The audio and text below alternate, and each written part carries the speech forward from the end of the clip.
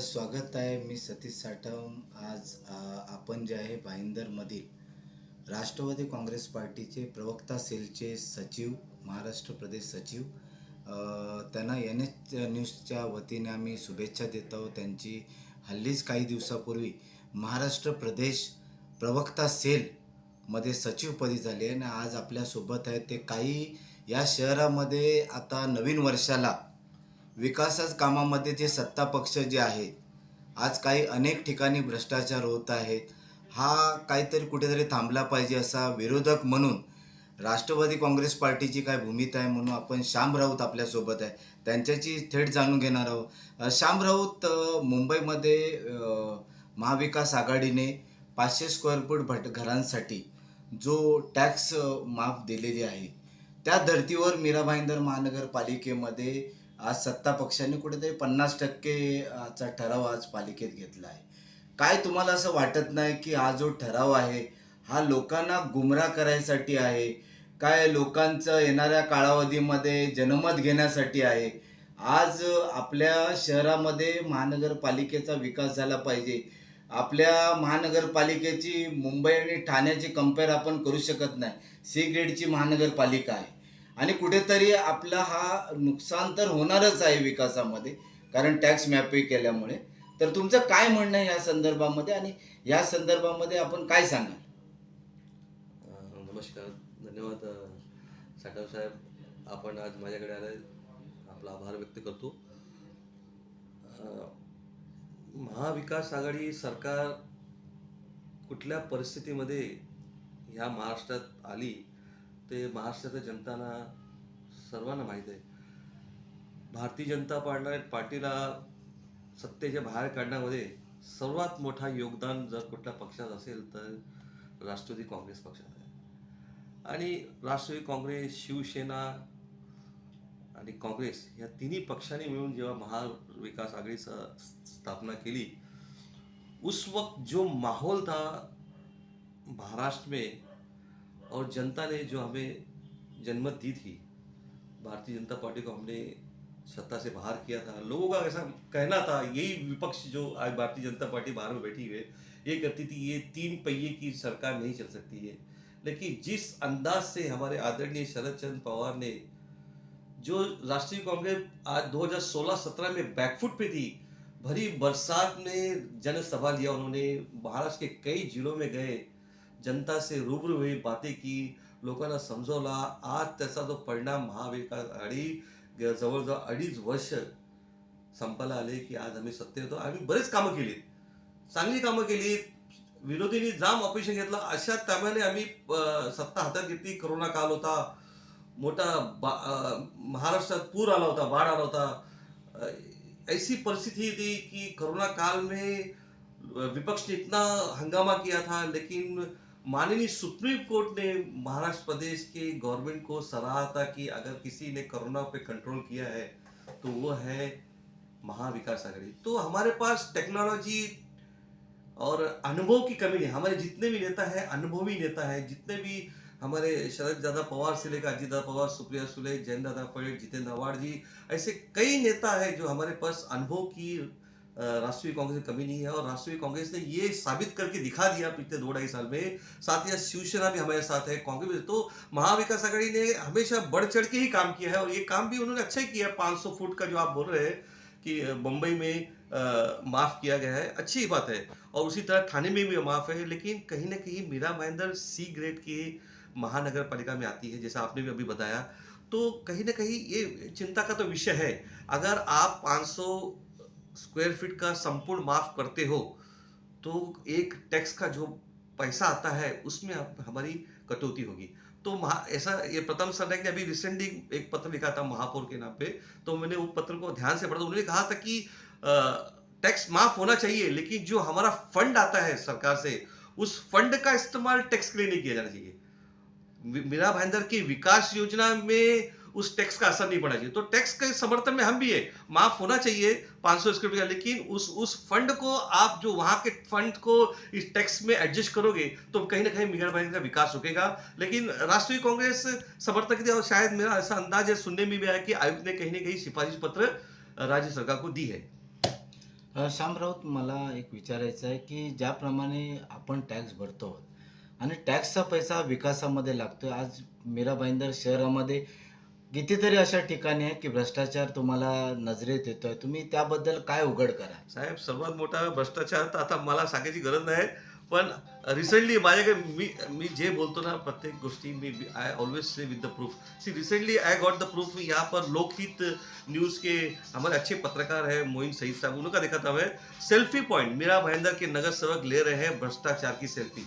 आज सत्ताधारी पार्टी, मैं जानता हूं कि शिवसेना में भी सेल्फी पॉइंट बनाए, कांग्रेस में कई जगह पे बनाया है, लेकिन मैक्सिमम 61 नगर सेवकों के साथ जब भारतीय जनता पार्टी यहाँ पर सत्ता है.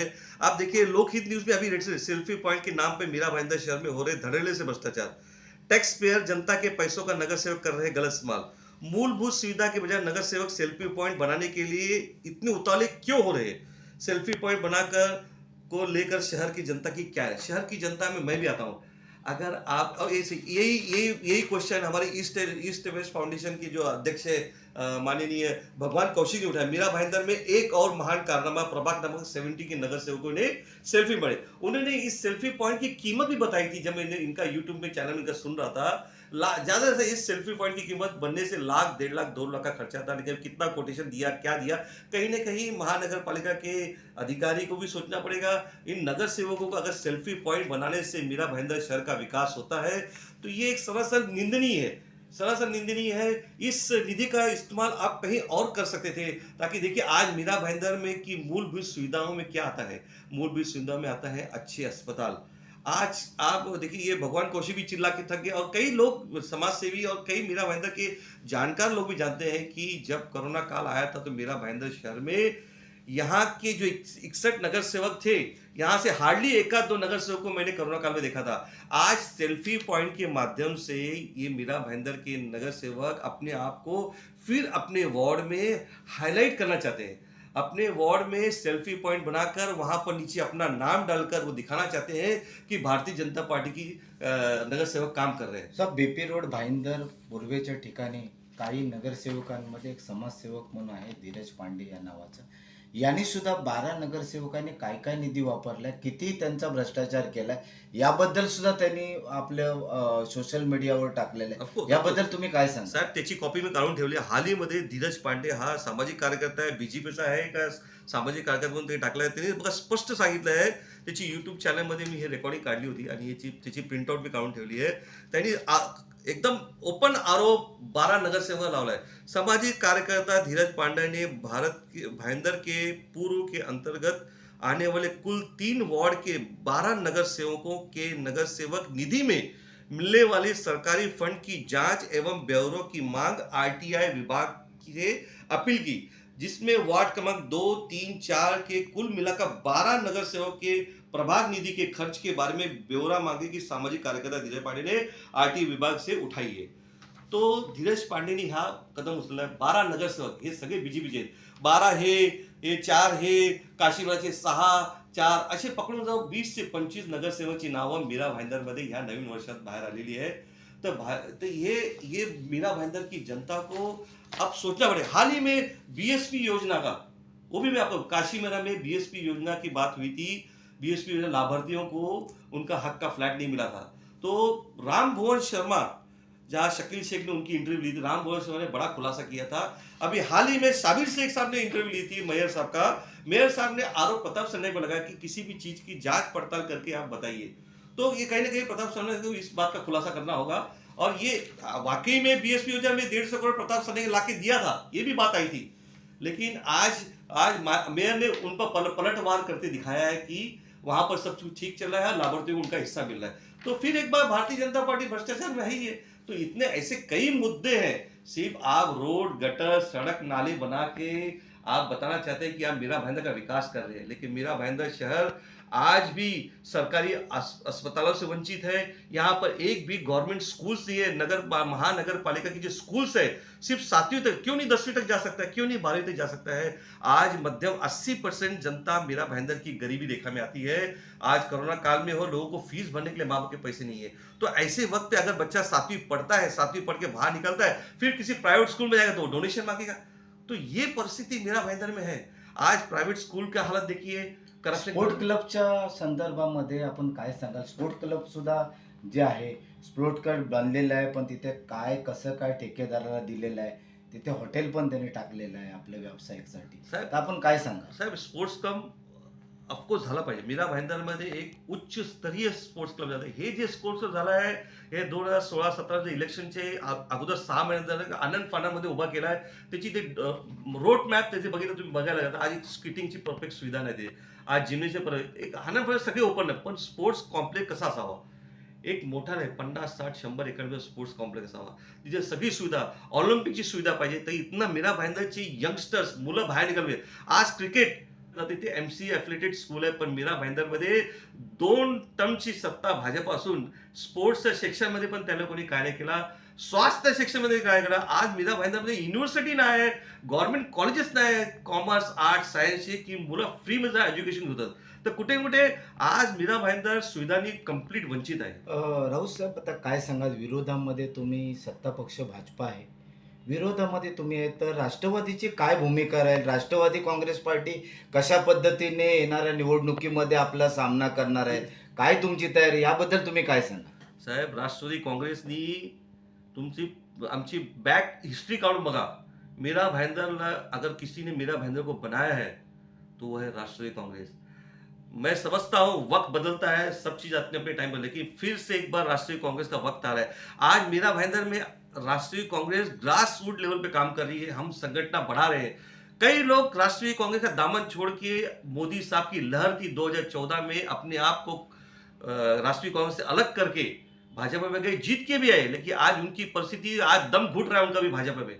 आज भाजपा में ए टीम बी टीम है, लेकिन राष्ट्रीय कांग्रेस आज भी अपनी ग्राउंड पे काम. आज देखिए हमारे वेस्ट में 3-3 ऑफिस है. आज हमारे फ्रीडम मोराइस राष्ट्रीय कांग्रेस कार्यालय की महिला सदस्य है, उनकी ऑफिस है. आज डॉक्टर आसिफ शेख का ऑफिस है, अन्नू पाटिल मैडम उनका ऑफिस है. वेस्ट में हमारे, ईस्ट में आप जाइए पेंडुकर साहब का ऑफिस खुला हुआ है, मयंकर साहब बैठते हैं, हमारे अंकुश मालूसी साहब बैठते हैं, रसाज के यहाँ पर बैठते हैं, यहाँ पर 7-11 के बाद उनका ऑफिस है. आप पेंडकर पाड़ा का पट्टे में जाइए, वहाँ पर हमारे नाना बैठते हैं. आप अनिल साबले जी का ऑफिस है. यहाँ पर नौगर पे आइए, हमारे गुप्ता जी का ऑफिस है. तो कम से कम 8 से 10 ऑफिस हमारे ऑलरेडी खुल चुके हैं. हमारी संगठन बढ़ रही है, लोग हमसे जुड़ रहे हैं. अंगूर के दाने खट्टे होते हैं सर, फिलहाल अंगूर के दाने खट्टे हैं, लेकिन जैसे जैसे वक्त इलेक्शन का माहौल आएगा, कई लोग ये भाजपा से हो गए, कई पार्टियों से हो गए, राष्ट्रीय कांग्रेस से जुड़ेंगे.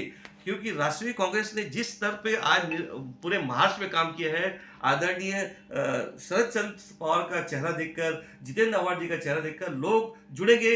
एक विनती है जो मीरा भाईंदर में आज करना चाहता हूं आपके माध्यम से, कहीं ना कहीं उत्तर भारतीय समाज, आज जो उनकी संख्या है 20 से 22% समझ है, कहीं ना कहीं भाजपा के झांसे में आई है. और भाजपा ने उत्तर भारतीय को आज तक कुछ नहीं दिया, ये रिकॉर्ड है. देखिए शैलेश पांडे भी भाजपा में थे, छोड़ के शिवसेना में चले गए.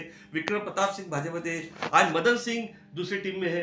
तो उत्तर भारतीयों के साथ भाजपा में कहीं ना कहीं अन्याय हुआ है, लेकिन ये विपक्ष का माहौल है. आते समय फिर ये सारे नगर से बाहर निकलेंगे, अपने अपने वार्ड में दिखेंगे, लोगों को ललचाएंगे. लेकिन राष्ट्रीय कांग्रेस जो पहले थी आज भी है. आज हमारी पकड़ मजबूत हो रही है और हम फिर एक बार बढ़ चढ़ के आएंगे. कहीं ना कहीं हमारा गठबंधन भी होगा. जो भी हमारा आलाकमान निर्णय लेगा, हम तत्परता से काम करेंगे. और राष्ट्रीय कांग्रेस इस बार मीरा भाईंदर में 110% कहीं ना कहीं दस्तक देने जा रही है.